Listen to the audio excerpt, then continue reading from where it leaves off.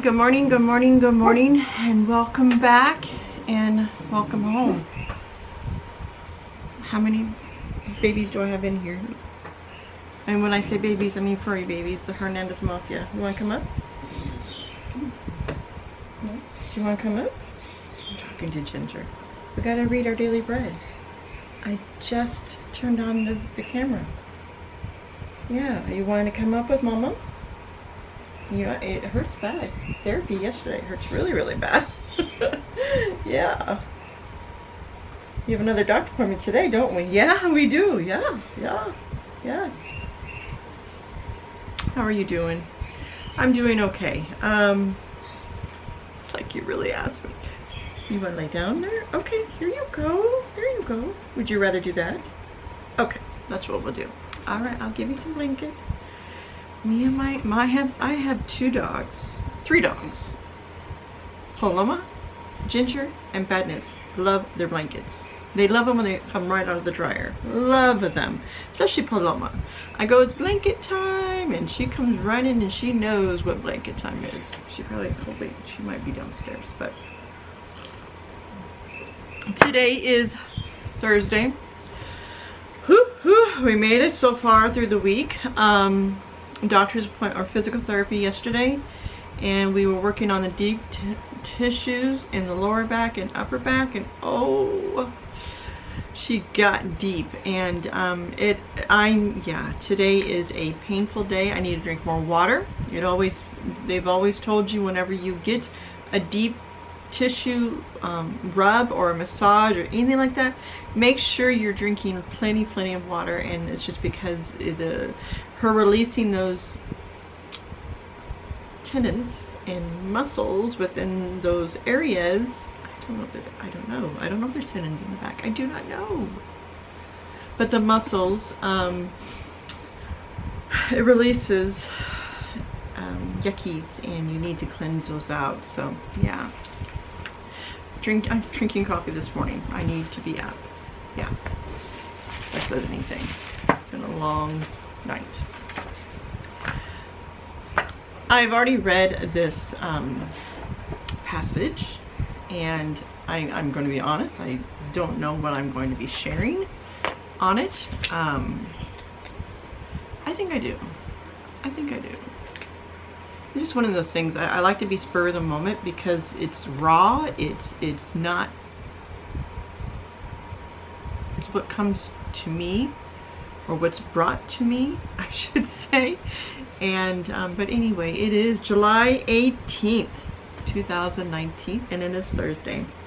The title of this reading today is called Wise Aid.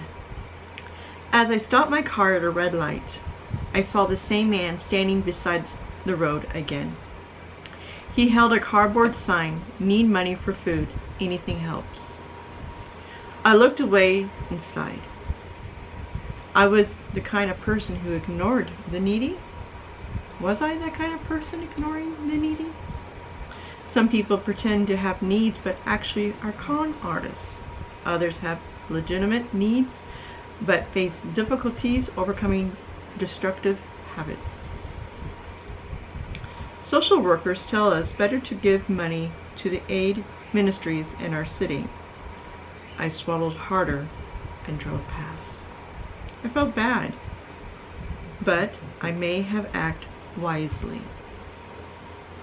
God commands us to warn those who are idle and disruptive, encourage the disheartened, and help the weak. To do this well, we must know who belongs in the category. If we warn the weak and disheartened person, we may break her spirit. If we help the idle person, we may discourage laziness. Consequently, we help best from up close, when we know the person well enough to know their needs. Has God burdened your heart to help someone? Great. Now the work begins. Don't assume you know what that person needs. Don't assume you know what that person needs. Ask her to share her story and listen. prayerfully give as much wise, but merely to feel better. When we truly aim to do what's good for each other, we will more readily be patient with everyone, even when they stumble.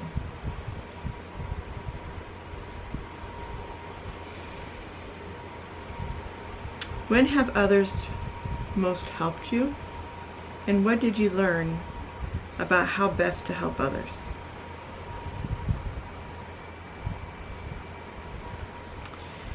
And today's reading was, those were the two questions, I should say. I'll go over them again.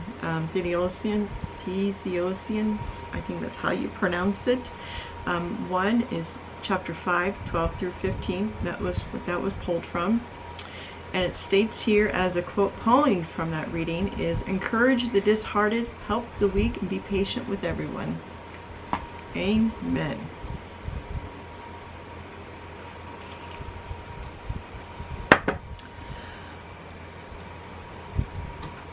When have others helped you, helped me?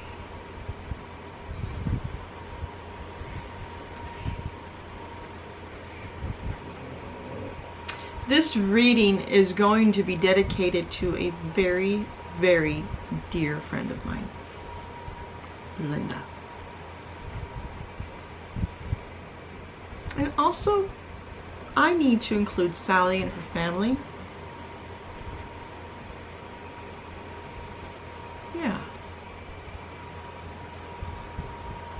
And Linda's family. The reasoning why I stated the two individuals, the two ladies,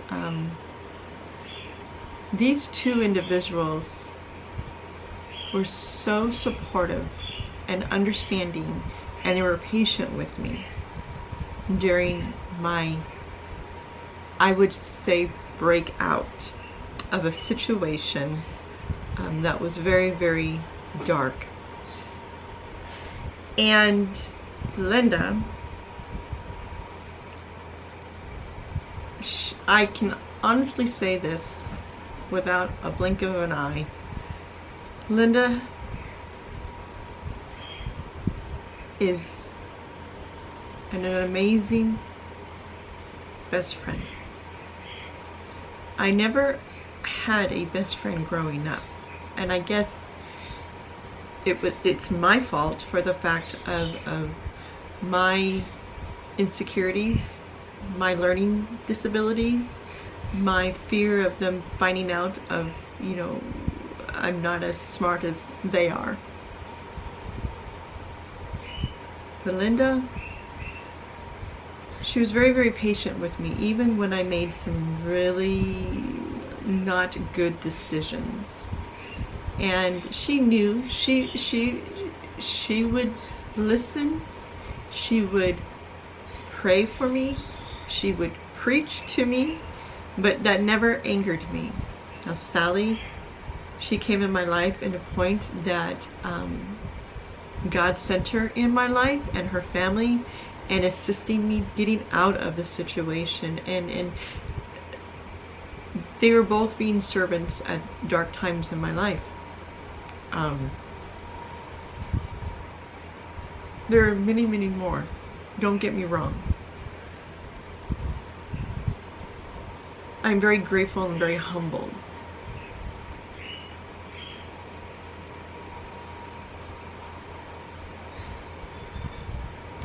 Having someone in your life as a friend that knows the dark, the ugly, and that sees the good and still loves you is beautiful. And that's how God is. God loves you during your bad times and loves you during your good times. So I'm very, very blessed. Very blessed woman. So thank you for everyone who has helped me to become a survivor, and helped me and listened and made me laugh, and got in my face, and a true soldier. Number 2, what did you learn about how best to help others? Like I always say at the end of my videos, you know, be good to yourselves and be good to others, for we do not know what part of the journey they're on. We need to not be so judgmental. Yes, I have fallen into the crack of when you're driving around our town, when it's about 1 million people, you see that every single day. Every day. And it comes to a point where you get to a point and it's like, are they just, where's the fancy car? We've heard stories about people standing on the side of the road and holding signs, I need assistance, I need money, I need food for my children or my family, or, you know, and then after the end of the day, they get into their nice luxury car and they, you know, their up-to-date iPhone, you know, those are things that put bitter in your mouth. But the thing is that we're not here to judge, because they're going to be facing the Creator. They're going to face the Creator. They're going to have to answer, because those funds or those things could have gone to someone who needed the assistance. Now, on that,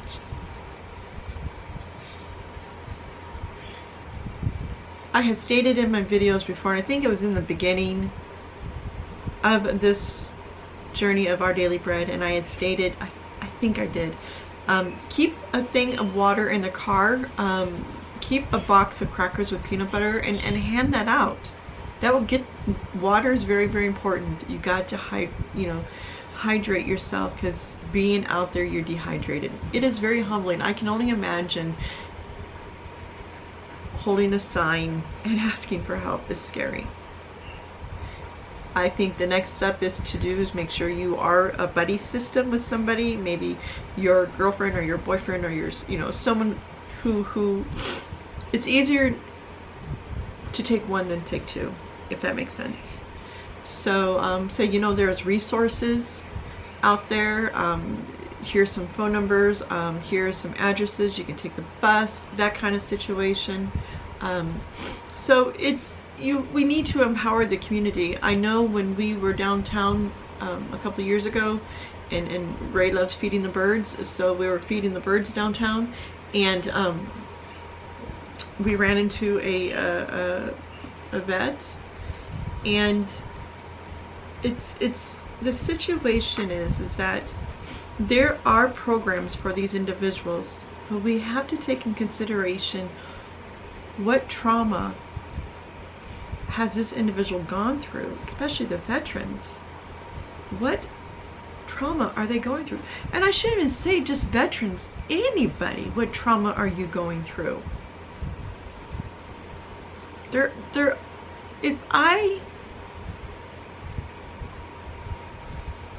If I did not have my faith, and if I didn't have the support of the ones that were in my life at that time, they're in my life today, that's probably could have been me. It was dark. When you get kicked down to the ground, and your way of thinking, and you don't feel good about yourself, and you're depressed, and you think, you know, I'm such a good person, I've given so much, and now, you know, you find out who your friends are. You really do. You find out who your friends are.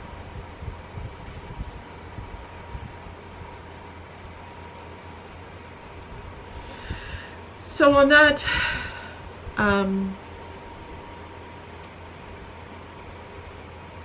Ray and I just dropped off the supplies at the church for the children, you know, and then the shoes, and and I understand in today, and I understand, believe me, I don't have a silver spoon in my mouth. I don't. It's hard to give, meaning if you're in a financial situation, but that is not, it's not hard to take a moment and listen to somebody. That's priceless. Be patient and listen. And give words of encouragement. Spread the word. That's priceless. Well, I'm at the stoplight and I don't have crackers and water in my vehicle, Jay, and I don't have 2 quarters, but you know what you can do? Pray for the individual. Pray for angels to come down and protect this young man so nothing happens to him, and give him light within him. You can do that. Pray for him or her or them to get back on their feet. I know Linda prayed hard for me. She prayed hard. Believe me, that poor girl, what she went through with me. I'm not perfect.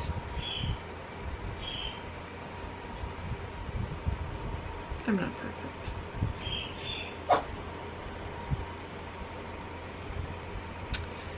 So be very wise about your aid.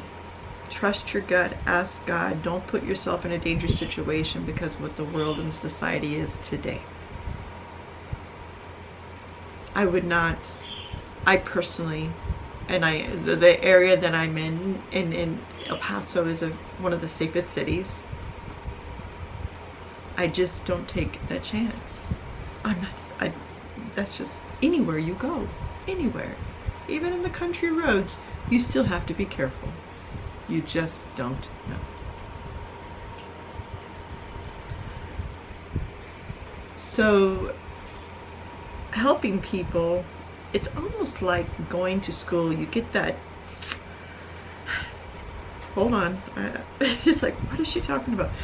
When you're learning something, you are developing cells in your brain, and there's a chemical that's released, and it's an energy, and it's just like you just want to learn more and more and more. But when you figure out that task or that job duty, it's like you get stagnant because you're not learning, and you just go, yeah, I like my job, but you really loved your job when you were learning.